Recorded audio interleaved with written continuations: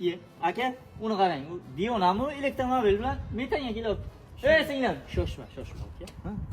Shu qiz meni bir 2 marta yedirib ketgan. Shuni bir yediraylik. shayton kelsin qani. Qo'y kelsin.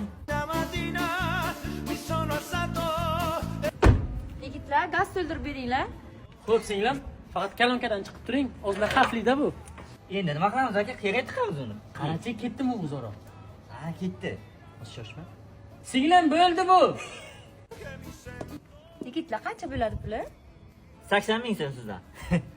Mayli, faqat dollarim bo'ladi-da, o'shanga hisoblab bering tezroq. Mayli. Faqat biz ozgina arzonroq hisoblab olamiz-da. Mayli, faqat tezroq bering. Hozir ketiraman.